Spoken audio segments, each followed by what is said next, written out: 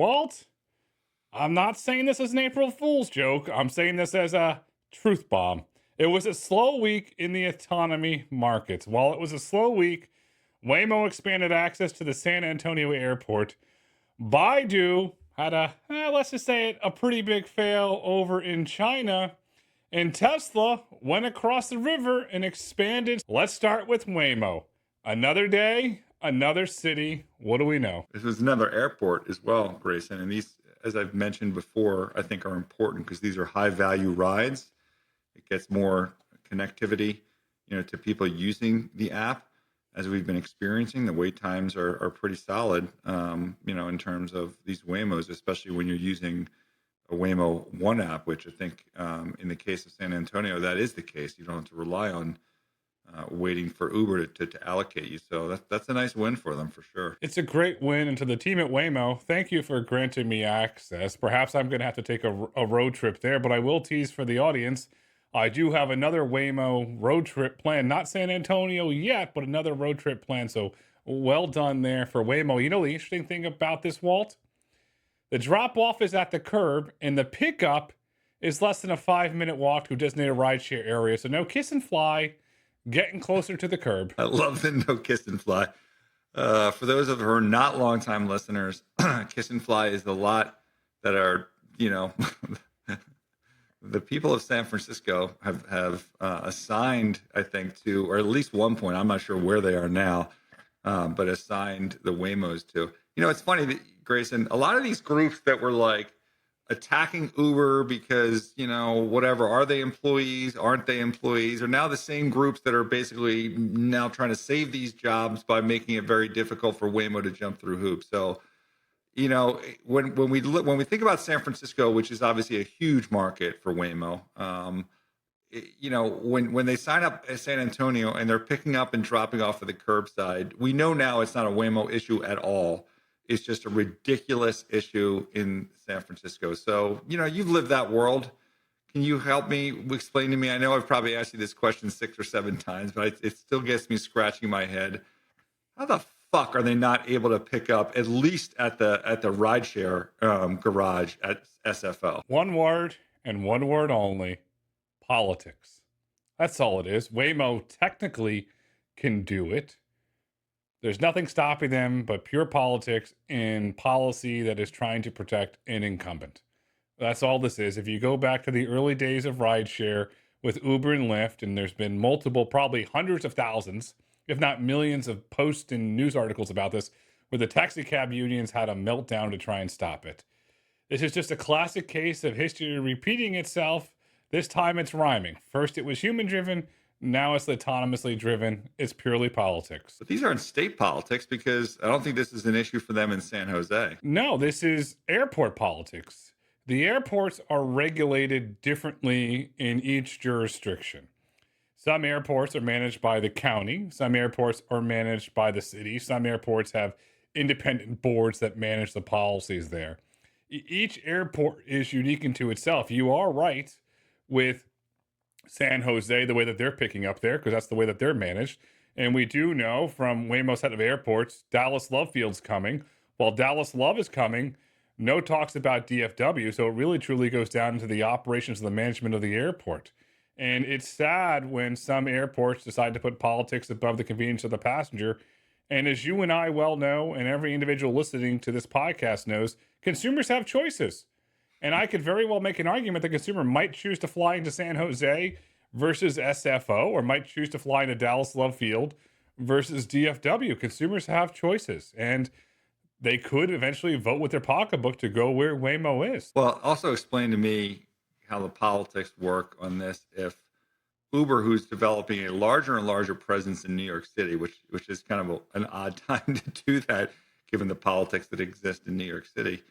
The CEO is there, and I think they've talked about adding more stories at that great building that they have there. Which, by the way, welcome them.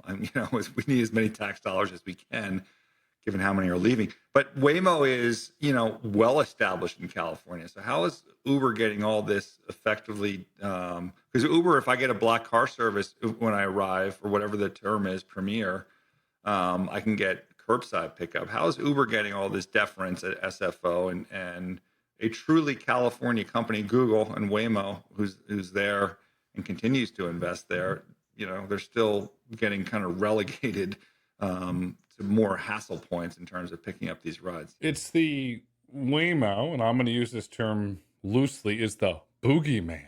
Oh boy, it's automated. It's the boogeyman. It's the ghost car. There's politics there. When you remove the science fiction, the comic book element of it, you remove that and you go down, it's the fees.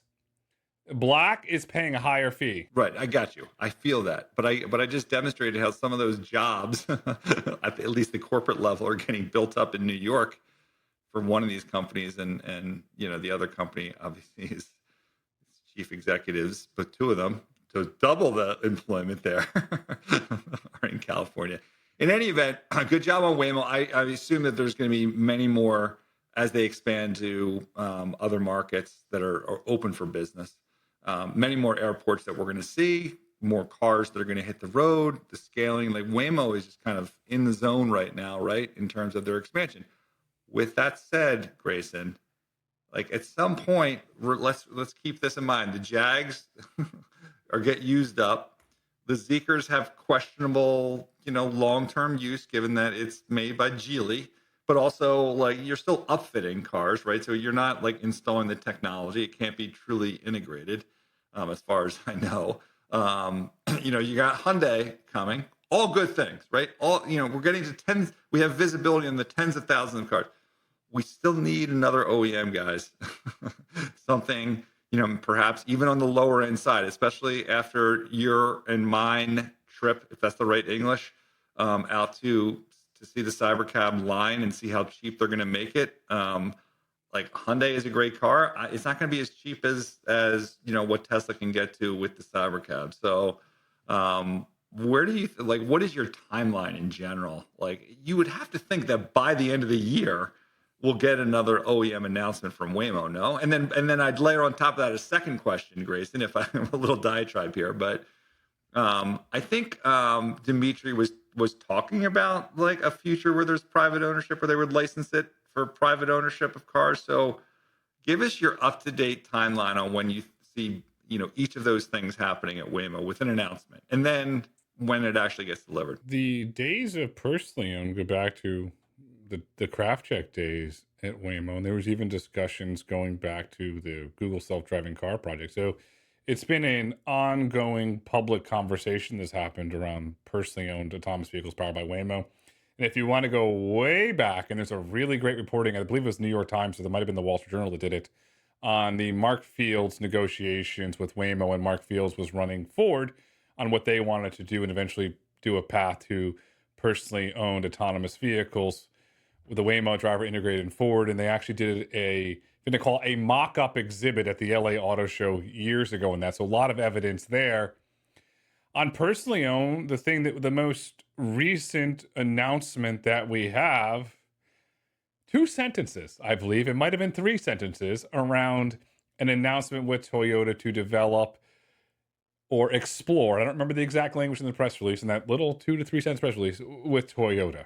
So obviously we know that Toyota and Waymo are exploring some sort of relationship. We have hints in the press release that it could be personally owned. We do not have any confirmation from either the Toyota Motor Corporation or Waymo on that front. So I'm going to say the next OEM to potentially emerge in a deal is going to be Toyota. What brand of Toyota vehicles? Uncertain. I will say with certain confidence that it will be all electric. Perhaps they bring back the Lexus SUVs that they ran in the early days. Unsure on that. That's a possibility. I'll say we will have an announcement with another OEM by December 31st. I'm going to say that announcement will be more concrete details on Waymo's relationship with Toyota. And I think that those vehicles could potentially end up in the Tokyo market before they end up in the U.S. market. And for the U.S. market, I believe that we will see an additional announcement from Hyundai and Waymo, a joint announcement, announcing an increase in the Ioniq 5s, and those vehicles will primarily be the vehicles in the United States to supplement the existing Jaguar vehicles that are currently in service today? That was a very comprehensive answer. I'm not going to ask you two questions ever again because I'm not sure you answered the first question. You did the second one quite well on the private, right? I also like the extra little teaser you threw in there, getting more cars, a bigger order out of Hyundai. That's not what I asked about at all, but I love that because that's a new prediction. Put that on the prediction wall from Grayson. Certainly very plausible, although let's see some Hyundais start to crank out on the road before we expand to the next wave. But getting back to the first part of the question, which I think you answered, which is forget about the privately owned, just another OEM to source the demand for a rideshare market that that could be the massive opportunity for them. Is that you're still in this kind of by the end of the year? Can you want to make that more precise? Like don't you think, like, because if you announce something like that at the end of the year by December 30th, like whenever someone gives a prediction, say by December 31st, and then if it happens next week, you're going to take the victory lap and saying like, oh, I said by this year, but like that's not really a victory lap because it's like when you say by the end of the year, that's kind of implying the fourth quarter. To me, like I think they need it sooner because if you're announcing something towards the end of the year, whether it's Toyota or someone else, the deliverable on those products, especially we're not talking about upfit of existing vehicles, we're talking about full integration, then ends up being not until a 2028 event. So if we wanted to have any hope, and even if we announced something tomorrow, Waymo announced something tomorrow, I still think 27 would be probably too tight of a timeline. So to me, your answer, if it's true, in the way I've interpreted it at least, is disappointing. That I would want something out of Waymo really within the next 4 months is what I'm going to give them in terms of a deadline. But the pushback, we don't need another announcement for Waymo to scale. Waymo has publicly stated that they have a partnership with Hyundai. We have filings from Hyundai from South Korea, and we have public statements from Waymo saying that they are going to ramp up production of the Robotaxi. What we need is hard numbers from either Hyundai or Waymo of how many vehicles they are receiving per quarter. That's what we need. We need that hard data. That's fair, but there has been kind of leaked data, and they're in the tens of thousands of vehicles. And I want tens of thousands of vehicles like every month, not over a period of, a year or two. And like, great, Hyundai, but like I think you want to add another one. And, this is a global company, right? We're only talking about getting up to a couple 100,000 in the United States, but Waymo is going to need to ship globally as they expand more and more markets.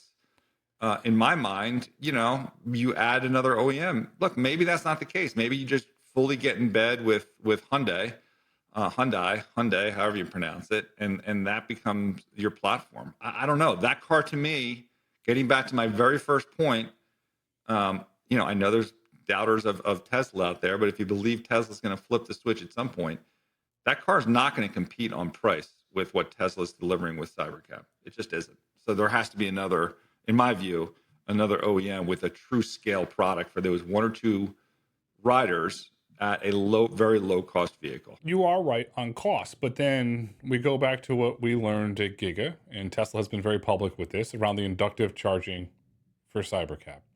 And if you look at technical engineering documents that are widely available, the general electric vehicle market is moving to an 800 volt architecture. And what does that mean? That means vehicles could charge in a fourth of the time as they can with a 240 or 400 volt architecture. So if Waymo is going to add a new OEM, which I do believe at some point they will, is it going to be 800 volt architecture to allow these vehicles to charge faster? And if it is, this is hypothetical, you can operate that market with less vehicles. But if they are going to run 800 volt architecture, which we know for a fact that the Zeekr is, all of the charging infrastructure and all the field work that you and I have done around depots, all of that physical infrastructure, whether it's Siemens hardware, ABB hardware, Hitachi hardware, that's all going to have to be ripped out and upgraded. So that's going to be a build out there. Well, that's going to cost time. Do you know who already has that? Tesla. And I think one of Tesla's greatest advantages besides cost is their global charging network becomes a huge advantage as they really truly scale Robotaxi. I mean, that was obviously a tangential topic to what we were just talking about. The root question again is, do we debate of whether Waymo needs an OEM? Because I think you are at one point in this conversation arguing that maybe they don't, they just scale with Hyundai.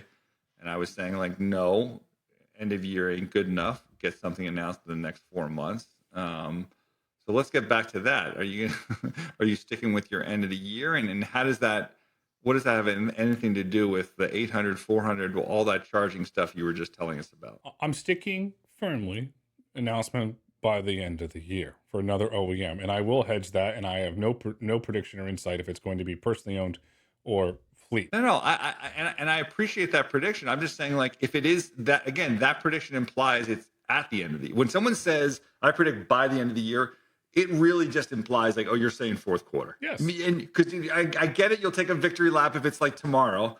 And my point is, like, if your prediction is accurate, which it very well may be, I think that's kind of too late. Like, I think, Waymo needs, and why? Because it takes, you announce something at the end of the year, and then your deliverable ends up being definitively, I think, in 28. I think it's maybe you disagree. It's hard to announce something in the fourth quarter and then deliver a product in 27. So, like, you're going to be scaling the Hyundais, but by the time we hit 27, who knows what Tesla's doing to scale? Who knows what Nuro is doing to scale? As Nuro is certainly not going to sit there and not add additional OEMs. Wave hopefully is not going to sit there and not add OEMs, assuming their technology ends up working. So, like, if you're Waymo and you're clearly the leader, you want to stay in the leader. So when other guys are talking about like thousands a month, you're at tens of thousands a month just to fulfill what at that point I think should be global demand for the product. I'll give you the U.S. answer. So I am saying, when I say end of the year, I'm saying post Halloween. So yes, we are in the back half of the year when we get an announcement. Because you're right, the tooling takes time to bring the factory online. What Tesla already has, is you and I, when we walked Cybercab, we saw that. But if you go to an 800 volt architecture, hypothetically, you can do 3x the amount of vehicles through a depot than you could with a 240 volt architecture. Just based purely on charging time, you can 3x the usage of that fleet. And if my math is right, and that is indeed true, let's say hypothetically, you have 500 vehicles in a market, all suddenly based on the increased charging, that goes to 1,500.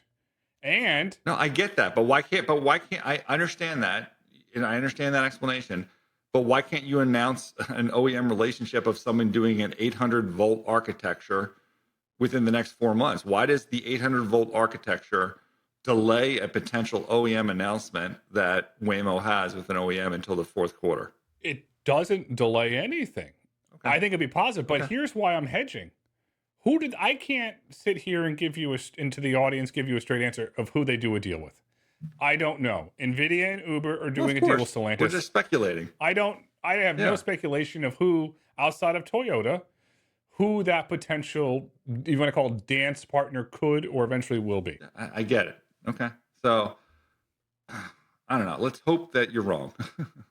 On the short end of that, meaning that, well, let's hope that Waymo gets something on the tape. By the way, in the meantime, the other company large out there that I would guess will be announcing another OEM within the next 4 months, 3 months, whatever, is NVIDIA, right? Who knows what that technology actually delivers, whether it's level 2 or truly can get to level 4, but they're not going to be slow in announcing OEMs. And I obviously told, we mentioned Nuro and some of the other ones that are in the market to their OEM list. So we'll see. We're optimistic, obviously, for Waymo, but that's always been a sticking point for me. It's nice, but it could be great. Like, really just go out there and crush the market with as many cars as you can. Your technology works, just go out and crush it. Speaking of technology working and not working, I mean, oftentimes I get people come up to me and, oh, you need to go to China. China is so far ahead on this, that, and the other thing, whether it's 5G and yet this week, you saw, some of the challenges that Baidu is going through, and when their Apollo Go failed and all the cars stopped. This is similar, I guess, to what Waymo experienced in California when the power went out. Although I think those Waymo cars didn't cause like these crashes, and I think in some cases trapping passengers for up to 2 hours. Interestingly, this happened in Wuhan. So those cars, I guess, had some issues in Wuhan, renowned Wuhan. Um, and the other thing is like, let's put this in perspective. Like, Waymo has more fully autonomous cars on the road than Apollo Go. They do. The miles are more, the trips per week are more. Like, Waymo is the leader, not Baidu Apollo Go. And then when you talk about, well, oh, level two this, level two that, in terms of the Apollo Go and all these different cars, okay, that's Tesla. Like, you can't fault Tesla that other people haven't been able to advance their level two, FSD at level 2++ to that level. But the end goal here is like, where are we in terms of fully autonomous? Waymo, anyone can go to San Francisco or any of these other handful of markets where Waymo is and hop in a car quite easily and see what autonomy feels like. And there's more of those cars available in the United States than there are from any of these competitors. Period. End of story. Waymo's the global leader. Any way you slice it, the inbound that you get around Chinese AV companies, I get as well. I have not been to the mainland. I have not been to the UAE to test this technology. However, you and I have read comprehensive reports. We probably read every piece of media coverage on these. And the more media coverage that I read on the Chinese autonomous vehicles, especially on the mainland, the more questions I have. And there was an article in the media that talked about it. A couple of American individuals went to China to ride in these. The vehicles only operated in certain sections of the city. You had to have a mainland Chinese phone with a Chinese phone number in order to operate it. They were only in Chinese. This is the reporting in the media. During periods of heavy traffic, the services would shut down. During heavy periods of traffic on the 101 in San Francisco, does Waymo shut down? No, Waymo operates. What's happening in China in terms of the true advancement of technology, to me, remains a mystery hidden behind the Great Firewall. There's no other way to describe it. We do not have independently verified data that is transparent that we can compare to Waymo and benchmark. So let's go back to then the other aspect of it, which is obviously they're generating low-cost cars. In the case of the level 2++, the Tesla type situations, very low cost. The assumption is that they can take that technology up to level 4, although there's a lot of debate about that. I think, there's some comments that, that certain executives believe that, if you're going to do level 4, you have to start with level 4. You can't just like go to level 2 and make it better. Like, I don't know. There's a lot of debate around that. I'm not sure why that is true or not true. We'll find out soon enough. But like, if you're taking shots at one company, then you're also taking shots at others like Apollo and frankly Wave, who has a level 2 system that effectively is getting. I don't think they have a separate development for level 4. I could be wrong, but I guess someone can correct me on that. But so I'm not really bought in on that. But I guess the issue, though, again, is the cheapness of these things. Always the issue, right? How does that play in Europe in terms of these cars? Like, because again, getting back to my point, if Waymo can get an OEM in the next 4 months to give them a low cost car that they can deliver globally, meaning Europe and other places, get there quick. China hasn't necessarily fully invaded there yet. Just look at the cars on the road. This is an open market opportunity. What are the politics, Grayson, around this Chinese tech in the European markets relative to some of our American companies in Waymo and Tesla getting there first with greater volume? So before we get to the politics, let's go to the level 2 aspect of this as relates to China. On the mainland of China, there's currently a pricing war around electric vehicles. The margins are compressing. And so what you're starting to see is Chinese autonomous vehicle companies are exporting their electric vehicles to Europe, Southeast Asia, and Australia. To put some numbers and put this into context, last year, China exported 7.1 million electric vehicles. 50% of those vehicles had an L2++ system in them, with some of them publicly saying that could be upgraded to L4. Not saying they can, just merely telling you what it is. That trend's only accelerating because of January and February of this year, 2026, China exported 1.8 million electric vehicles with highly advanced versions of ADAS. So they're clearly pushing those in. A lot of those are going to the European continent.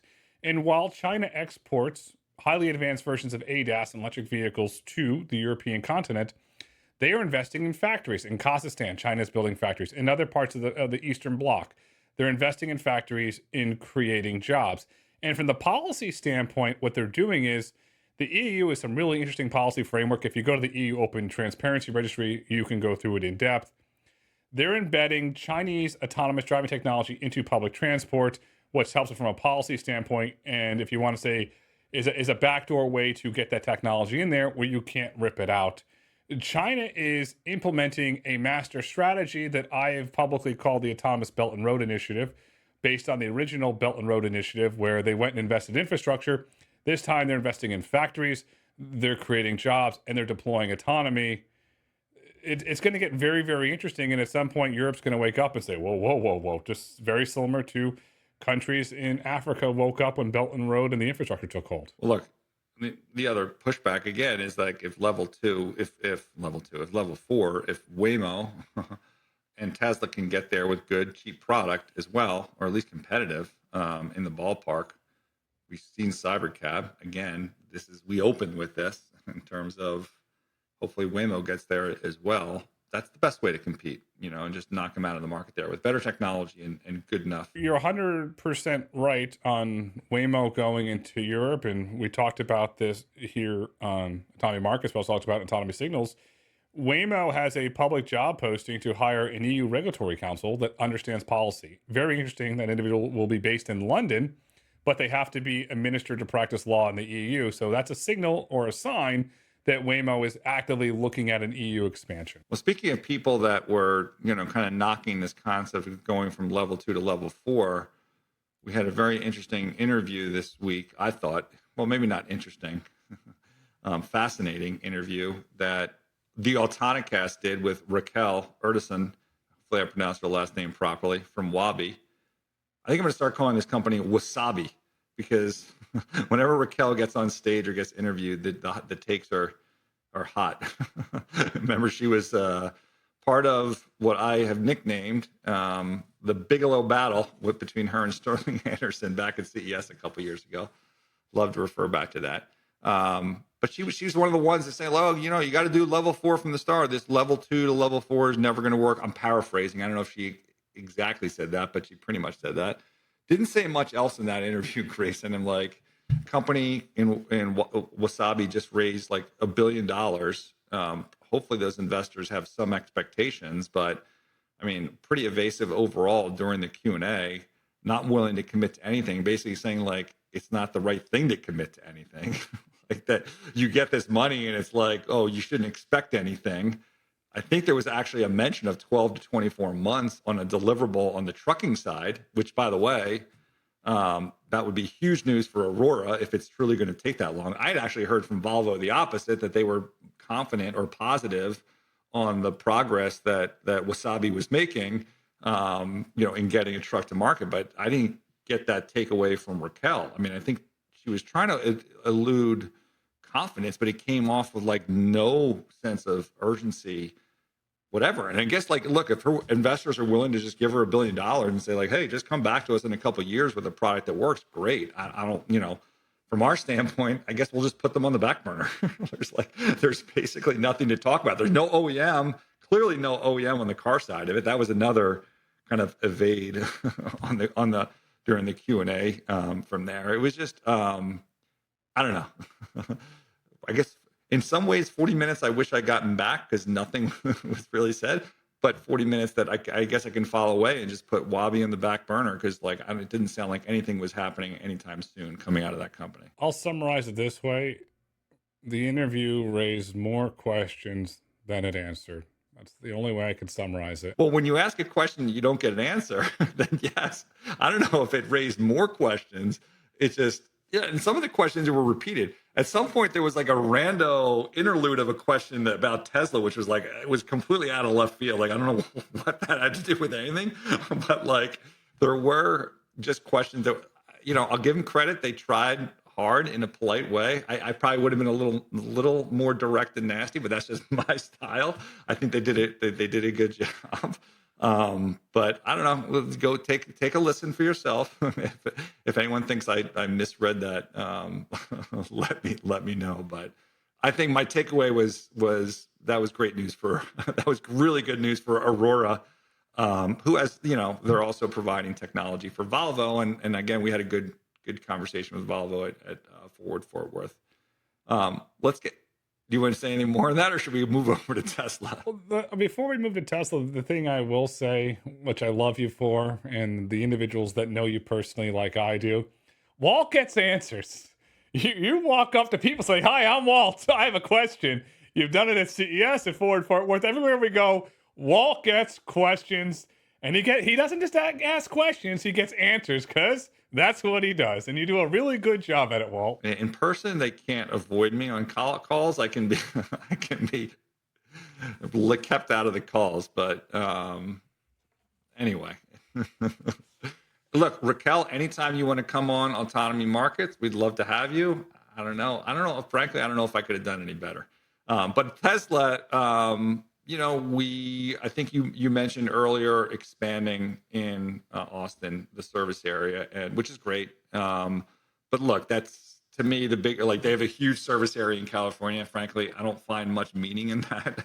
Like all I care about in Tesla now is, and we wrote about this earlier in the week because I'm kind of lost in a timeline of when this is going to happen. Like, when are you going to start scaling the truly autonomous, the driver out? We know you have the cars, right? We know where the technology feels like today. How far off are we? And, we had a little signal on that this week because our friend David Moss, who we've interviewed on this podcast, was back in Austin and I think got 6 or 7 rides. Now, look, I'm sure, and I tweeted at him this. I'm like, I'm sure the haters are going to be like, "Oh, David Moss, like you're the legend, blah, blah, blah." I'm sure they like greenlit your app in order to get that number of rides. But I don't know. I think it's day by day signal. We could go tomorrow and then have, like no rides on there. Like that seems to be the cadence here. Like where all of a sudden you get you see a lot of things on Reddit or Twitter about rides, and then there's no rides. So should we read should we read anything into the David Moss experience? Coincidental with also 14.3, I think imminently coming out, on the FSD side of things, or should we just temper our expectations and just wait for it to happen? He's doing great field reporting, and I was very disappointed to see that there wasn't a lot of individuals at the Whataburger that you and I hung out and saw the vehicles. So, David, thanks for reporting at the Whataburger, because that tells me you listen closely. I'm going to give you a cop-out answer. I believe that Robotaxi in Austin is being rolled out in waves. You have some sets where the vehicles go out for longer periods of time, and then you have sets with no waves where you don't have a lot of vehicles, you have minimal waves. I feel that, and you and I have talked about this going way back to the beginning of Tesla's culture of safety. And I truly believe that that's what they're doing. They're expanding, testing, pulling back, going through the data, expanding again, very, very similar to a set of waves. That's how I'm reading this. I could be 100% wrong, but that's how I'm reading it based on everything that we've seen Tesla do as they roll out Robotaxi. All right, well, let's talk about FSD now. 14.3, for those that don't know, this is like the next level of what we're expecting in FSD. I mean, look, this week I was in a parking garage in New York City, clicked the button. 2.5 hours later, I was at my mom's place in her parking lot. Like zero interventions, going through city traffic, Jersey Turnpike, whatever. Worked fine. 14.3, like when we've had like these kind of milestone changes, right? 13, whatever, like sometimes it feels more hesitant at first. So what do you think? And by the way, like I'm not even sure what really needs to change now. For me, my only complaint really now is like the drop-offs and pickups. Like still have issues going up my driveway. Wants to go to like my neighbor's driveway and cut around. Sometimes, it's some of the retail places I go to, it wants to like go right where it should go left. Routing issues. To me, that's not necessarily like the safety of it. It's just like part of the fun, like making this a better product, getting it closer to being able to take a nap, in terms of in the car and get to the full force. So like, what are you expecting out of 14.3? Before we get to 14.3, did this version of your Tesla handle the GW bridge? I know you've had some issues in the past. So it didn't. So coming off the GW, it wanted, well, I don't want to say that it didn't. In this case, it wanted to take the, I think whatever this road that I hate taking. And I couldn't figure out how to change the route on the map. So I basically took over. And then that issue that I told you before, where it couldn't figure out how to go left or right, I basically was like, I didn't want to deal with that at that point. So on the way home, on the way out, yeah, it dealt with the GW perfectly fine. On the way, it's always on the way home. It wants to take the lower ramp, and then it goes in this. It wants to take I forget 87, which is a road I hate to take, and I couldn't figure out how to like force it map wise. So in that case, I intervened, and that was a challenge. So yeah, that's not fixed. No, the routing, as you and I experienced, is an issue. So here's the solution. We obviously have Grok in our cars. What if you could say, Grok, I don't want this routing. Remember, I want this routing in the future. And then Tesla could start to learn from that data. That would be really, really interesting to see where that goes. I mean, when you're using Google Maps, there's plenty of times where there's like routes that you can select. I might be misremembering. I think that might sometimes be possible. I just need that more possible, more times available to me where I can select a different route. But look, if 14.3 feels good, maybe I'll just drive down to the GW and give it a try, Grayson, go over to Jersey for a couple minutes and come on back and see if it works. Yeah, you go to the Meadowlands and look for the body of Jimmy Hoffa. So you can make a trip out of it. Just don't stop at the Vince Lombardi truck stop over there. But routing, it still has to be overcome. But outside of routing, the performance of the FSD has been nothing short of astonishing. So, okay, send the bows and arrows in. The Tesla works, and it's only getting better. You and I live with it. We own the vehicles. We use it. We experience it every day. It's only getting better. And I remember when we were getting so excited, it was at 13.2.9. You and I were on here all excited, and then we got 13.2.9. Wow! And then we went to 14. Wow!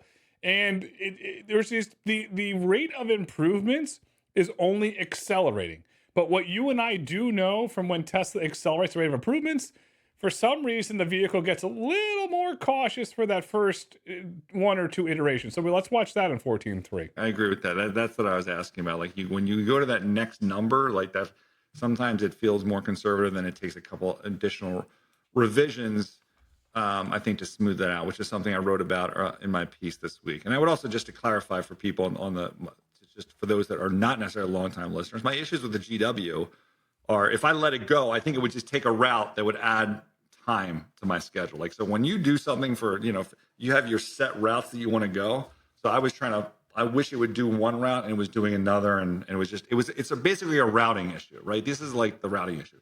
By the way, the other issues that I think that Tesla needs to address in order to truly get to scale is the remote driver. And we'll get to Markey because he had some more, he's the guy that basically was questioning Waymo in terms of having the remote drivers overseas. He came out with a piece this week where he's like, every company refused to disclose how the remote drivers intervened.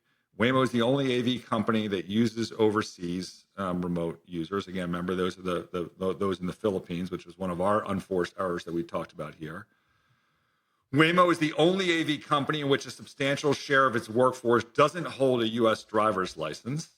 That's interesting, right? Again, another incremental unforced error. Like, dude, you only have 70. Just find people with a U.S. driver's license and put them in the U.S. Don't make this hard for yourself. And don't tell me it's like off hours. Like, you can find people to work the night shift in California for you.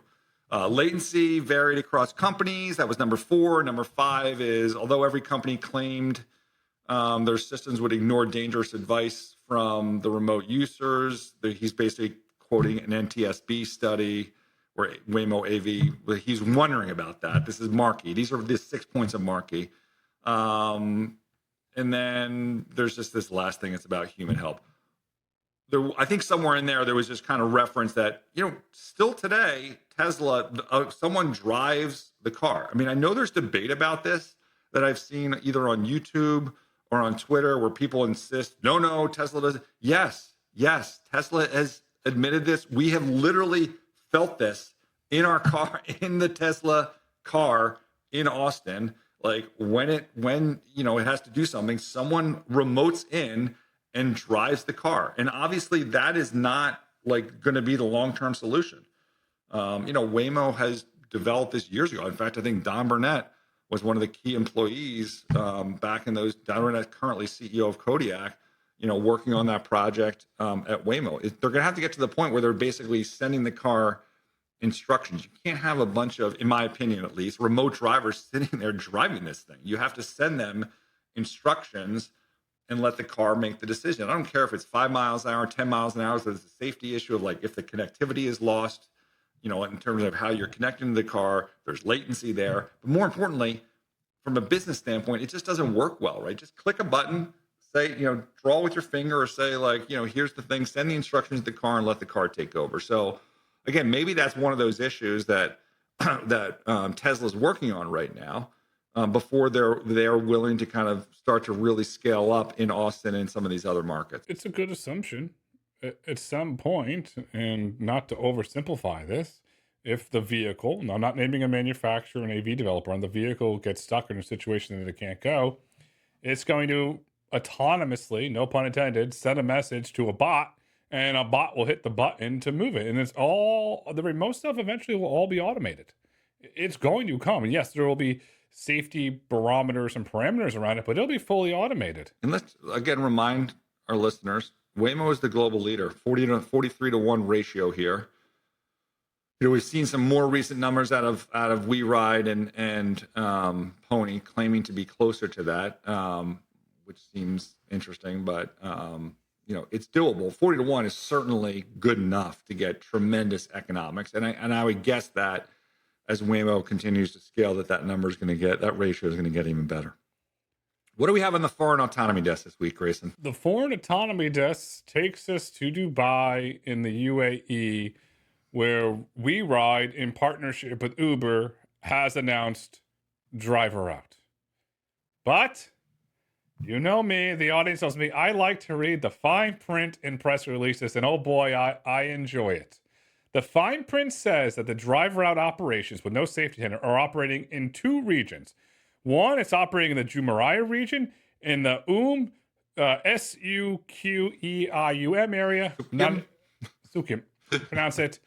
If you look at Google Maps, that is a controlled environment on the coast, very close to where the Jumeirah beach resorts are. This is not in the financial district. This is not going into Dubai Hills. This is in a smaller, more controlled area. You might ask why the timing now with the situation in the world. I will tell you, we did a lot of research on this. This is post-Ramadan. So Ramadan has concluded with Al Fayed. So I predict that you will see more announcements coming out of the UAE with autonomous partners now that Ramadan has concluded. Great. Congrats to WeRide. It's great that it's, again, small areas, but so what? They have it, they're at least doing it without a safety driver. So that's probably one of the more, if you think about Uber's partners, which we profiled last week, that are mostly driver in small areas with very limited number of cars. I don't know. Do we know the number of cars in these Dubai launches? We do not know the number of cars in the Dubai launch. However, WeRide also made an announcement with another partner this week, Grab, where they're going to operate driver out in Singapore. We do have numbers on that. They are operating 11 vehicles along 2 routes in the city-state's Punggol neighborhood. It is a very limited service around, I'm not very good at spelling today, folks, or pronunciations, on a very limited route, 11 vehicles. But again, they are driver out in that area. And for the audience that's wondering why Singapore, that goes way back to Autonomy, which was one of the first companies to go over there and test because of the regulatory environment that the city-state implemented for autonomous vehicles. This feels like the standard now, right, for autonomy. Like you announce a new market, you toss 15 or 20 cars there, you start with a safety driver, then you take the safety driver out. These are all, don't get me wrong, important steps. We love to see them. Obviously, what's really going to make the difference is when you scale to hundreds, at least hundreds, like we've seen Waymo done in those markets that they're in now. And then ultimately thousands. But getting to hundreds is like those are the big steps where you really start to have an impact on the existing rideshare players in the market. With a caveat, when you get to hundreds in large service areas. Now, I'm just going to do quick math in my head. I believe the average service area Waymo announced new market is roughly 50 square miles. So to me, you have to have hundreds of vehicles in a large service area. Do not forget the service area, Walt. No, it's an excellent point, and I'll go back to Baidu Apollo Go, and not only do they have less cars, these are much larger service areas, though, Grayson, in those cases versus what Waymo's offering. But the net impact there is like your wait times are ridiculously long, are they not? Or they're at specific routes where I think a lot of these people that are riding these things are taking like bikes and public transit to get to the pickup point of these autonomous vehicles, which to me, that's a different thing. Maybe that's a cultural thing that will occur in other markets. Like in this market, you need to pick up where I want you to pick up, or at least within a very short walk. That is what, at least the future autonomy that I see and that we're driving to. So again, important steps. Don't get me wrong. We applaud it all, but always looking forward to see kind of what's really going to disrupt. What's the stuff that's going to, why we started this podcast, disrupt the economy, really change things for the better and save lives. In the future is curbside pickups at the hotel and at the airport. And as we continue to watch the markets, what do we need to look for in the markets next week? Well, we got nothing on schedule. What we hope for is obviously Tesla to add some more cars. Always hope for that every week. Waymo adding an OEM. I think I'm more hopeful than that than you are. I think Uber's always good for some type of release. This week they were buying some human driving companies and going more towards high end stuff. But I don't know. Uber's kind of run out of companies to invest in autonomy. But I'm sure they'll have something to say next week. They always do. I'll tell you, a common denominator over the last several quarters, Uber's kept the printing press hot. It just seems press release after press release after press release.